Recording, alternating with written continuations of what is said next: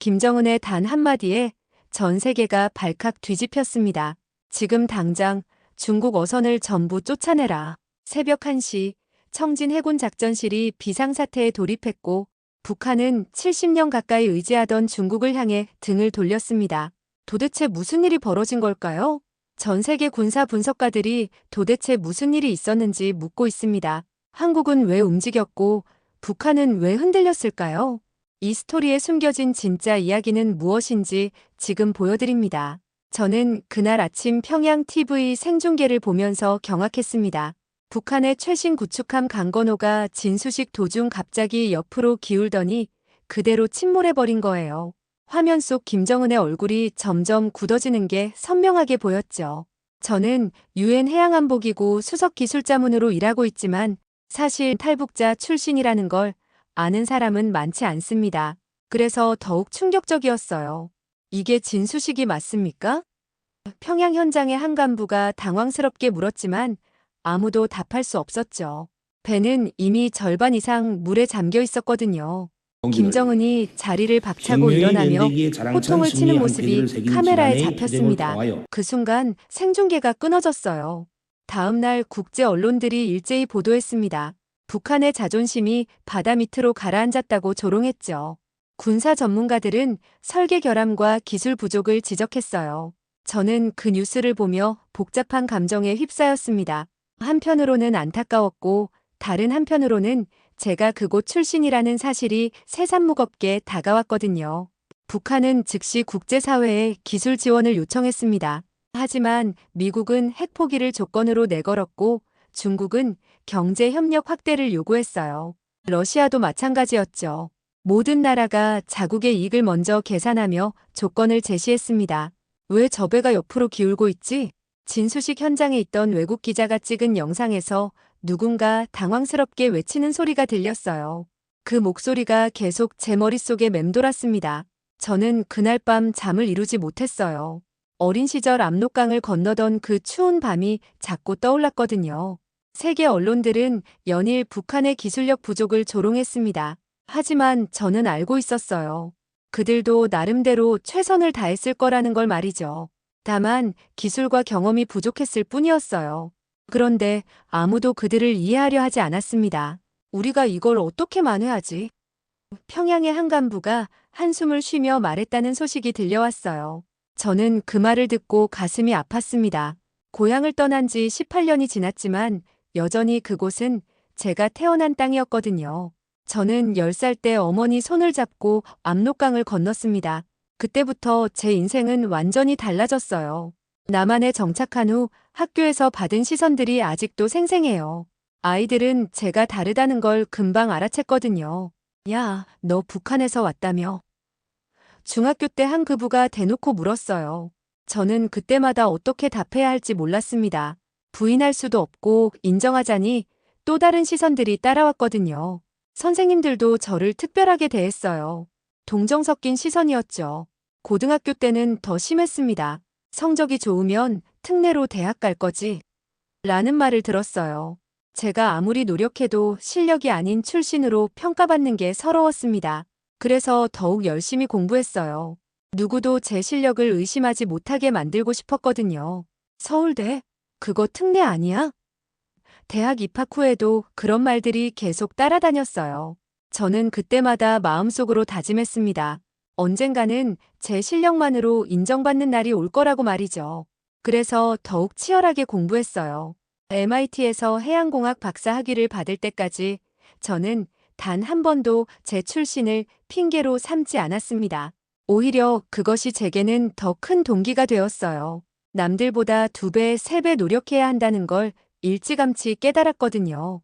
유엔 해양안보기구에서 일하게 된 건 순전히 제 실력 때문이었습니다. 그때야 비로소 제가 원하던 인정을 받는 것 같았어요. 하지만 여전히 마음 한편에는 공허함이 있었습니다. 제가 어디서 왔는지, 어디로 가야 하는지 모르겠더라고요. 동료들은 제가 탈북자 출신이라는 걸 모릅니다. 굳이 말할 필요도 없었고 말하고 싶지도 않았어요. 그냥 리수진이라는 이름으로 해양공학 전문가로 살아가면 되는 거니까요. 하지만 가끔씩 제 정체성에 대해 생각할 때면 복잡한 감정이 밀려왔어요. 나는 왜 항상 설명해야만 할까? 혼자 있을 때면 이런 생각이 들었어요. 왜 제가 태어난 곳 때문에 평생 무언가를 증명해야 하는지 이해할 수 없었거든요. 하지만 그것이 제 현실이었고 받아들일 수밖에 없었습니다. 어머니는 가끔 제게 말씀하셨어요. 수진아, 내가 여기까지 온 게 기적이야. 그걸 잊지 마라. 그 말을 들을 때마다 저는 다시 힘을 얻었습니다. 제가 걸어온 길이 결코 쉽지 않았다는 걸 누구보다 잘 알고 있었거든요. 그날 아침 유엔 사무실에서 제게 온 전화는 제 인생을 다시 한번 뒤바꿔 놓았습니다. 북한 당국에서 직접 기술 자문을 요청해 온 거였어요. 강건호 침몰 사고 수습을 위해 해양공학 전문가가 필요하다는 내용이었죠. 박사님, 북에서 직접 요청이 왔습니다. 상사가 조심스럽게 말했어요. 그는 제 출신을 알고 있는 몇 안 되는 사람 중 하나였거든요. 저는 그 순간 머릿속이 하얘졌습니다. 18년 만에 다시 그곳으로 돌아가라는 것이었으니까요. 처음에는 거부하고 싶었어요. 왜 하필 저여야 하는지 이해할 수 없었거든요. 하지만 상사는 제게 말했습니다. 당신이 가장 적합한 사람이에요. 기술적 능력도 뛰어나고 무엇보다 그곳 사정을 잘 아니까요. 그 말을 듣고 저는 복잡한 감정에 휩싸였습니다. 한편으로는 제 전문성을 인정받는 것 같아 기뻤지만 다른 한편으로는 결국 제 출신 때문에 선택받은 것 같아 씁쓸했어요. 하지만 이것도 제가 감당해야 할 몫이라는 생각이 들었습니다. 18년 전 그 강을 건너던 밤이 아직도 생생해요. 저는 상사에게 말했어요. 그때의 두려움과 불안이 다시 밀려왔거든요. 하지만 이제는 어린아이가 아니었습니다. 전문가로서 제가 할 수 있는 일이 있다면 해야 한다고 생각했어요. 베이징을 거쳐 평양으로 들어가는 비행기 안에서 저는 많은 생각을 했습니다. 과연 제가 그곳에서 무엇을 할 수 있을까? 그들이 저를 어떻게 받아들일까? 탈북자 출신이라는 걸 알면 어떤 반응을 보일까? 온갖 걱정이 머릿속을 스쳐갔어요. 평양공항에 도착했을 때의 감정은 말로 표현하기 어려웠습니다. 18년 전 어린 시절의 기억들이 파편처럼 떠올랐어요. 공항 직원들의 억양, 거리 풍경, 심지어 공기의 냄새까지도 낯설지 않았거든요.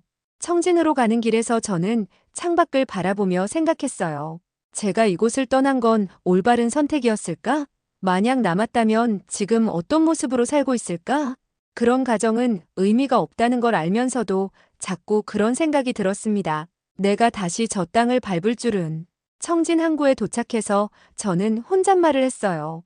바다 냄새가 어릴 적 기억을 더욱 생생하게 만들었거든요. 그곳에서 제가 처음 배를 본 게 언제였는지 문득 궁금해졌습니다. 현지 관계자들이 저를 맞이했을 때 그들의 표정에서 복잡한 감정을 읽을 수 있었어요. 반가움과 경계심이 동시에 느껴졌거든요. 저 역시 마찬가지였습니다. 이곳이 제 고향이지만 동시에 가장 낯선 곳이기도 했으니까요.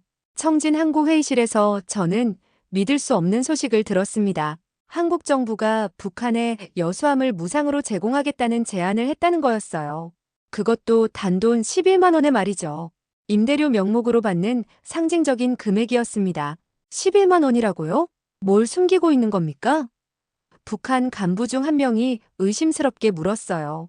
저 역시 그 말이 이해되지 않았습니다. 최신 해군 함정을 거의 공짜로 빌려준다는 게 말이 되나요?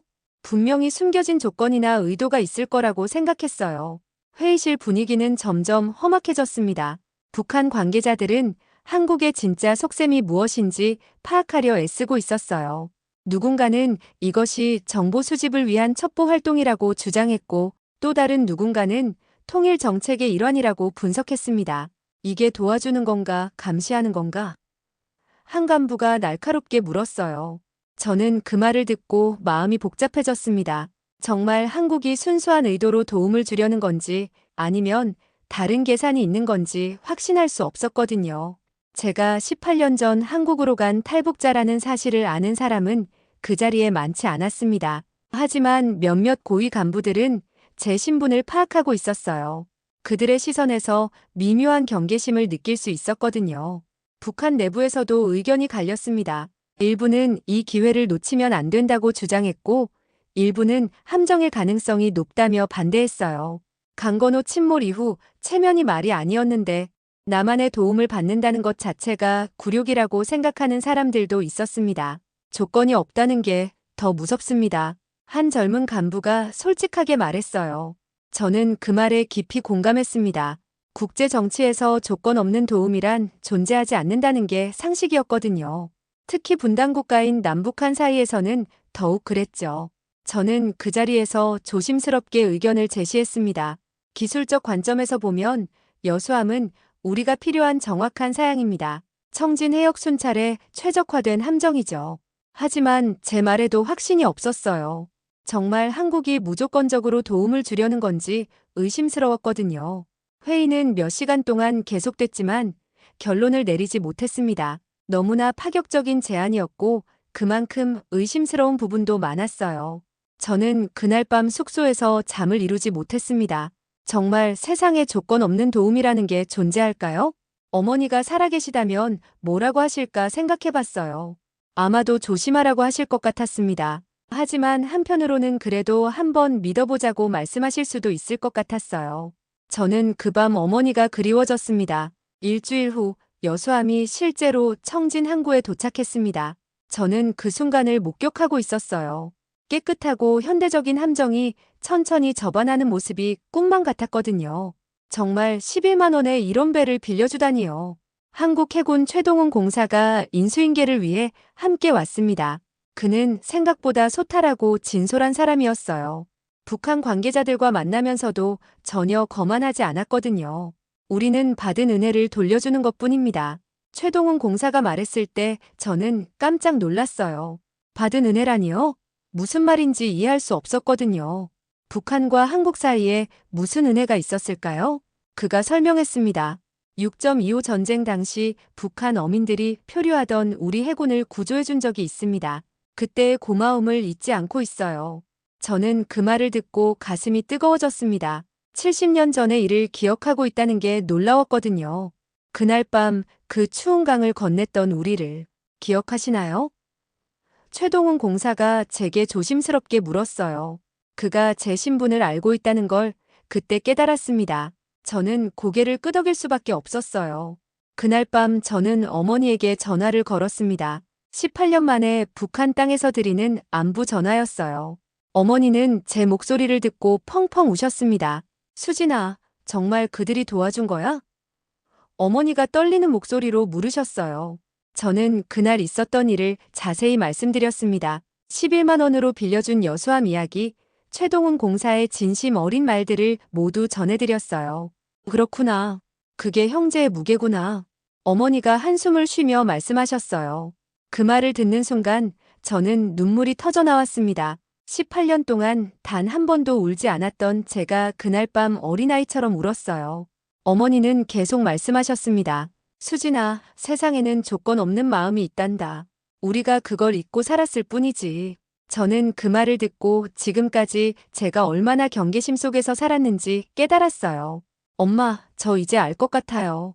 왜 제가 여기 온 건지. 저는 어머니에게 말씀드렸어요. 단순히 기술 자문을 위해서가 아니라 이런 순간을 목격하고 전달하기 위해서였던 것 같았거든요. 전화를 끊고 나서 저는 청진 항구를 내려다보며 생각했습니다. 정말 세상에는 조건 없는 선의가 존재할까요? 적어도 이 순간만큼은 그렇다고 믿고 싶었어요. 11만 원이라는 금액이 가진 무게를 그때야 비로소 이해할 수 있었거든요. 최동훈 공사가 떠나기 전에 제게 말했습니다. 박사님, 이 배가 두 나라를 잇는 다리 역할을 했으면 좋겠어요. 저는 그 말을 듣고 가슴이 뭉클했습니다. 정말 그렇게 되기를 바랐거든요. 여수함이 청진에 배치된 지 한 달 후 예상치 못한 사건이 일어났습니다. 중국 어선 수십 척이 북한 영해를 침범하며 불법 조업을 시작한 거였어요. 평소 같았으면 북한 해군이 나섰겠지만 강건호 침몰 이후 제대로 된 함정이 없었거든요. 그날 아침 저는 청진 항구 관제실에서 긴박한 상황을 지켜보고 있었습니다. 레이더에 나타난 중국 어선들의 움직임이 심상치 않았어요. 그들은 북한 영해에 깊숙이 들어와 대규모 조업을 하고 있었거든요. 이대로 두면 안 되는데 북한 해군 관계자가 초조하게 말했어요. 하지만 마땅한 대응 수단이 없었습니다.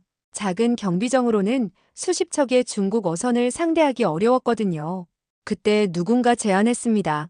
여수함을 출동시키면 어떨까요? 모든 시선이 저에게 쏠렸어요.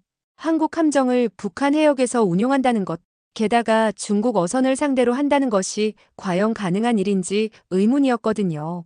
저는 즉시 한국 측에 상황을 보고했습니다. 놀랍게도 승인이 떨어졌어요. 인도적 차원에서 불법 조업을 저지하는 것이니 문제 없다는 답변이 왔거든요. 그 순간 저는 가슴이 두근거렸습니다. 여수함이 출동 준비를 하는 동안 중국 어선들은 더욱 대담해졌습니다. 아예 북한 어민들을 위협하며 조업구역을 독점하려 했어요. 이건 단순한 불법 조업이 아니라 영해 침범이었거든요. 여수함입니다. 즉시 북한 영해에서 철수하십시오. 드디어 여수함에서 중국 어선들에게 경고방송이 나갔어요. 저는 그 순간 온몸에 전율이 일었습니다. 한국 해군이 북한 영해에서 중국을 상대로 경고를 하고 있다니요. 중국 어선들은 처음에는 무시하려 했습니다. 하지만 여수함의 위압적인 모습을 보고는 달랐어요.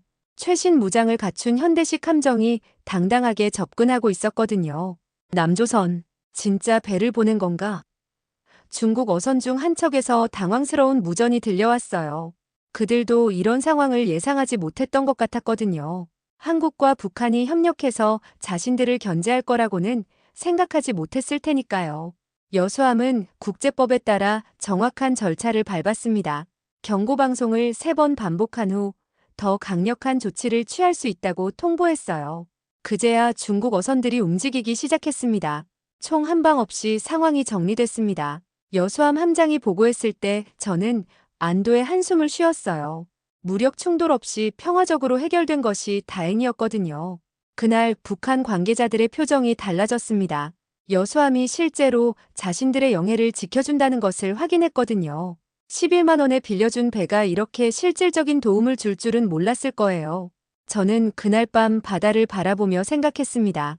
정말 기적 같은 일이 일어났다고 말이에요. 분단 70년 만에 남북한이 함께 영해를 지킨 거였으니까요. 이런 날이 올 줄 누가 알았을까요? 중국 어선 사건 이후 여수함과 북한 해군 사이에 일상적인 교신이 시작됐습니다. 처음에는 업무적이고 형식적인 대화였지만 시간이 지나면서 점점 다정해졌어요. 저는 그 변화를 지켜보며 감동했습니다. 여수함, 여기는 북측 초계선입니다. 청진구역 진입 확인. 북한 해군 조태식 대좌가 매일 아침 이렇게 교신을 시작했어요. 여수함 승무원들도 정중하게 응답했죠. 확인했습니다. 오늘도 안전한 항해 되시기 바랍니다. 처음에는 이런 인사말조차 어색했습니다. 70년 동안 적으로 지내온 남북한 해군이 같은 바다에서 협력한다는 게 믿어지지 않았거든요. 하지만 매일 반복되는 교신 속에서 서로에 대한 경계심이 조금씩 녹아내렸어요. 한 달 후 조태식 대좌가 개인적인 이야기를 꺼냈습니다. 여수함 함장님, 실은 제 아버지가 6.25 때 남한 해군에게 도움을 받은 적이 있습니다. 그 말을 듣고 여수함 함장도 놀랐어요. 어떤 일이었습니까? 폭풍우 속에서 표류하던 우리 어선을 구조해 주셨다고 하더군요. 그때 우리를 지켜준 건 당신들이었어요. 조태식 대좌의 목소리에 감정이 묻어났습니다. 저는 그 교신을 들으며 소름이 돋았어요. 70년 전 바다에서 시작된 인연이 지금까지 이어지고 있다니요. 여수함과 북한 초계선은 매일 같은 해역을 순찰했습니다. 서로 다른 깃발을 달고 있었지만 같은 목적을 가지고 있었어요. 불법 조업을 막고 영해를 지키는 것 말이죠. 그 과정에서 자연스럽게 협력이 이루어졌습니다. 어느 날 북한 어민이 조난당했을 때도 여수함이 먼저 달려갔어요. 생명이 위급한 상황에서는 남북한 구분이 없었거든요. 조태식 대좌는 그날 여수함에게 진심으로 고마워했습니다. 우리가 이런 말을 하게 될 줄은 몰랐습니다. 조태식 대좌가 어느 날 솔직하게 말했어요. 처음에는 당신들을 믿지 못했어요. 분명히 다른 속셈이 있을 거라고 생각했거든요. 여수함 함장도 웃으며 답했습니다. 저희도 마찬가지였어요. 2달이 지나자 이들의 관계는 완전히 달라졌습니다. 매일 안부를 묻고 날씨와 해상 상황을 공유했어요. 심지어 농담까지 주고받았거든요. 오늘 바람이 세니까 조심하세요. 알겠습니다. 당신들도 마찬가지예요. 저는 이런 변화를 지켜보며 가슴이 뭉클했습니다. 정치와 이념을 떠나서 바다에서 만난 이들은 그냥 같은 민족이었어요. 같은 언어를 쓰고 같은 정서를 공유하는 형제들이었거든요. 중국 어선들이 다시 나타났을 때도 이들은 완벽하게 협력했습니다. 여수함이 서쪽에서 압박하면 북한 초계선이 동쪽에서 차단했어요. 마치 오래전부터 함께 훈련한 것처럼 호흡이 맞았거든요. 형님, 오늘도 고생 많으셨습니다. 어느 날 여수함 함장이 조태식 대좌를 이렇게 불렀어요. 공식 교신이 아닌 개인 채널이었지만 그 한마디에는 진심이 담겨 있었거든요. 조태식 대좌도 동생, 당신도 수고했어요 라고 답했습니다. 저는 그 순간을 놓치지 않고 녹음했어요. 언젠가 역사의 증언이 될 수도 있을 테니까요. 분단 70년 만에 바다에서 다시 만난 형제들의 이야기를 말이죠. 며칠 후 조태식 대좌가 특별한 제안을 했습니다. 여수함 승무원들을 우리 기지로 초대하고 싶은데 어떨까요? 물론 정치적으로 불가능한 일이었지만 그 마음만으로도 충분했어요. 바다가 이들을 하나로 만들어준 거였거든요. 3개월 후 저는 유엔 본부에서 긴급 기자회견을 열었습니다. 전 세계 언론이 몰려들었어요. 한국의 11만 원 군함 지원이 어떤 결과를 가져왔는지 모든 사람이 궁금해했거든요. 한국이 전략을 선택한 것이죠. 감정이 아니라 미래를 위한 결정. 저는 기자들에게 설명했어요. 단순한 인도적 지원이 아니라 동아시아 평화를 위한 깊은 고민의 결과였다고 말이죠. 기자들은 연일 질문을 쏟아냈습니다. 정말 아무 조건 없이 지원한 건가요? 북한이 이를 어떻게 받아들였나요? 중국의 반발은 없었나요? 저는 하나하나 성의껏 답변했어요. 가장 인상 깊었던 질문은 한 일본 기자가 던진 것이었습니다. 박사님은 탈북자 출신으로 알려져 있는데 이번 일을 어떻게 평가하시나요? 그 순간 회견장이 조용해졌어요. 저는 잠시 침묵한 후 대답했습니다. 저는 18년 전 압록강을 건넜습니다. 그때는 분노와 원망만 있었어요. 하지만 이번 일을 통해 깨달았습니다. 진정한 화해는 조건 없는 신뢰에서 시작된다는 것을요. 기자회견이 끝나고 저는 청진으로 돌아왔습니다. 마지막으로 여수함을 보고 싶었거든요. 3개월 동안 이 배는 단순한 함정이 아니라 평화의 상징이 되어 있었어요.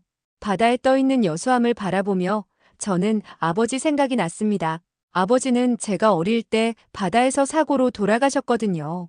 그때 저는 바다를 원망했었어요.